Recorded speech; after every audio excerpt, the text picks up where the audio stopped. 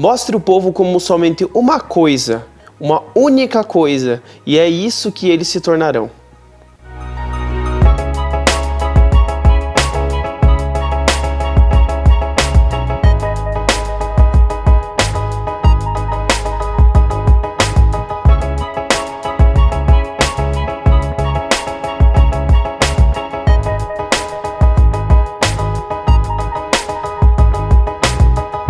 Quem que é o historiador, afinal de contas? Quem que é o cara que faz a pesquisa histórica? Para que ele serve? Por que o trabalho dele é tão importante para a nossa sociedade? E por que, afinal de contas, está acontecendo o veto de uma lei que regulamenta a profissão desse indivíduo? Quem que é o historiador? Por que ele é tão perigoso para o poder? E por que muitas vezes esse perigo representa uma transformação na cabeça e nas mentes das pessoas em toda a sociedade?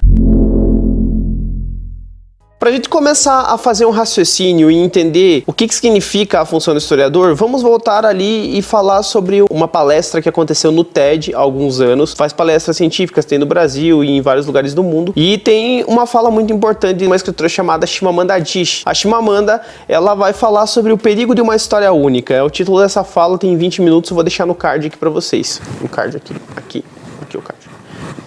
Basicamente, ela apresenta uma discussão relativa às suas influências em literatura. Eram de pessoas brancas, de olhos azuis, que nada tinham a ver com a sua origem, sobre como a influência cultural estrangeira pode destruir a história de um povo. Então ela basicamente constrói a literatura como base dessa narrativa e entende que a formação do ideário, do que é fazer parte de algum lugar, é uma narrativa literária e, nesse caso, também uma narrativa histórica. Quando a gente conhece somente uma maneira de compreender as coisas, a gente não percebe que existem diversas nuances diferentes sobre como um povo se formou. E isso acaba formando estereótipos. Por exemplo, se a gente pegar todas as ideias que a maioria das pessoas tem sobre o continente africano e pensar ali sobre savana, guerras, doenças, coisas assim que foram passadas por anos e anos e se ignora que existe muito mais do que só aquilo. Essa é uma narrativa só, essa é uma forma de entender como as coisas aconteceram. Então, como a autora defende, existem diversos estereótipos. Eles existem, mas o problema deles é que eles são incompletos, ou seja, eles se baseiam somente em uma via e criam a imagem de um povo muitas vezes caricata ou muitas vezes que destrói, que elimina a imagem que esse povo tem em detrimento de uma outra civilização superior na teoria.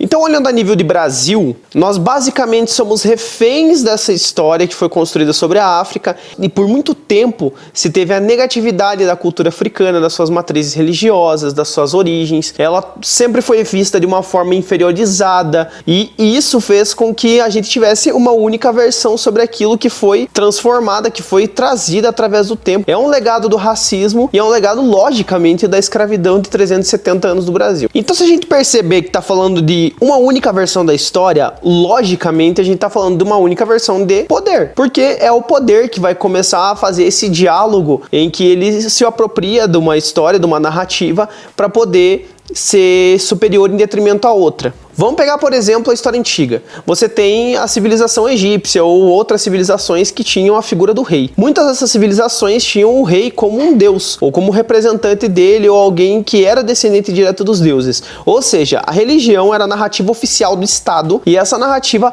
reforçava aquela ideia de que esse indivíduo ele era superior aos outros por um caráter divinatório. Então esse caráter divino daria a consolidação definitiva para que esse rei se mantivesse no poder. Se a gente pegar basicamente a narrativa do descobrimento do Brasil, o próprio termo descobrimento é problemático, como eu já mostrei para vocês, vou deixar aqui no card, e esse tratamento como descobrimento vai esquecer ou vai ignorar a existência dos povos originários aqui na América. Se a gente começasse a perceber que existem diversas narrativas, que existem diversas visões sobre uma determinada coisa, que esse descobrimento, na verdade, foi uma invasão e que a literatura indígena e os historiadores indígenas que existem hoje, eles já conseguem trazer à luz essa nova narrativa, essa nova construção, a gente vai perceber que a história foi construída a partir de uma única história. Essa única história que se consolidou, ela veio pela visão do colonizador. O cara que veio pra cá, dominou o território e quis dizimar e civilizar e trazer à luz algo de europeu para esses indígenas que aqui viviam. Além de você perceber que há esse perigo da história única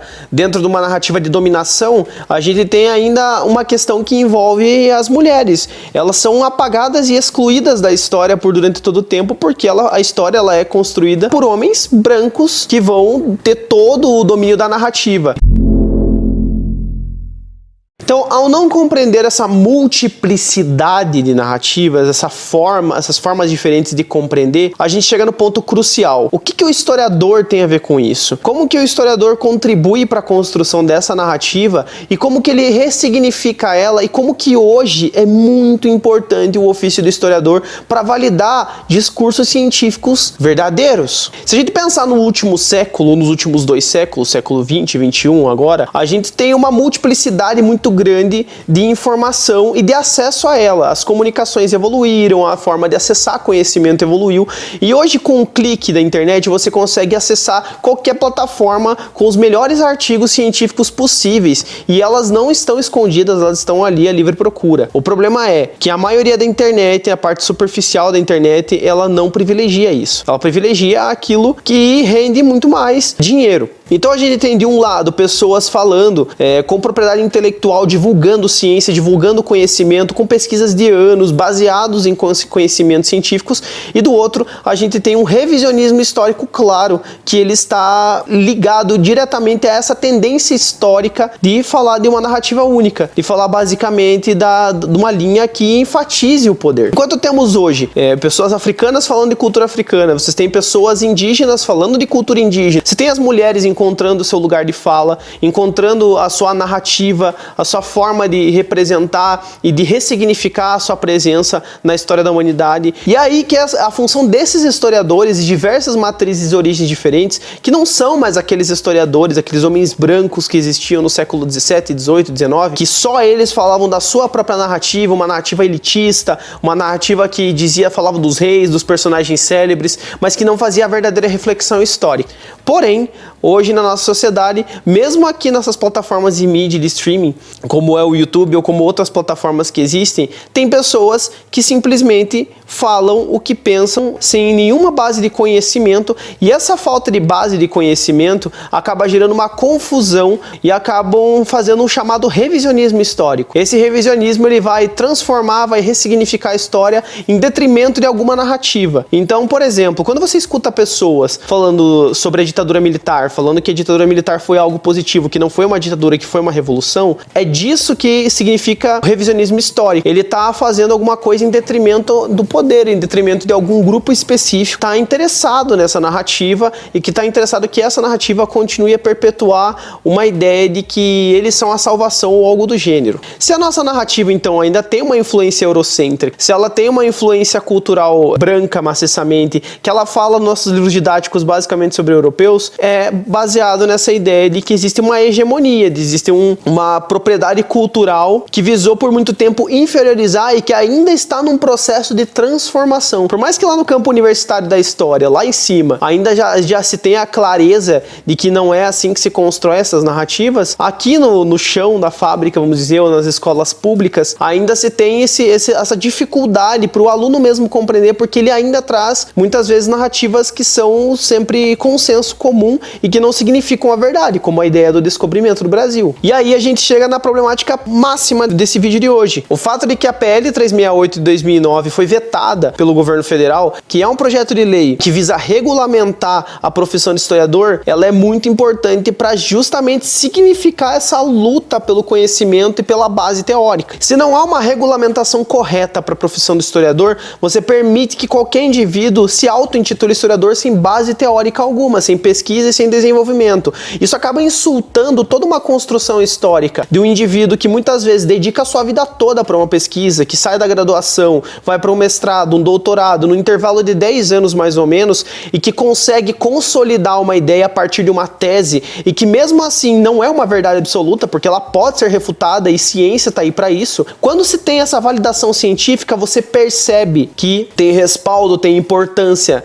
propriedade na fala. Sendo assim, os historiadores estão numa luta constante para poder validar a sua presença dentro da sociedade. Se eles estão aqui dentro dessa conjuntura, com extrema dificuldade para poder, às vezes, desenvolver o trabalho, sem nenhum auxílio governamental, sem bolsa, muitas vezes desempregados, tendo que desistir, muitas vezes, de um mestrado, de um doutorado, para poder pagar as contas, para poder sustentar, e tendo todo esse tempo para desenvolver uma pesquisa, e ele não ter o reconhecimento dessa profissão, e aí aparece um indivíduo que não sabe absolutamente nada, mas que vai na internet e fala milhares de coisas que ele não tem propriedade alguma, isso daí destrói e invalida todos os anos de pesquisa e você desestimula o campo científico de desenvolvimento. Então é extremamente perigoso. Por isso que quando você não aprova uma PL como essa, quando você veta isso, você está estimulando um projeto de poder que viabilize você a defender uma narrativa única, uma narrativa dessa única história. Essa história que visa engrandecer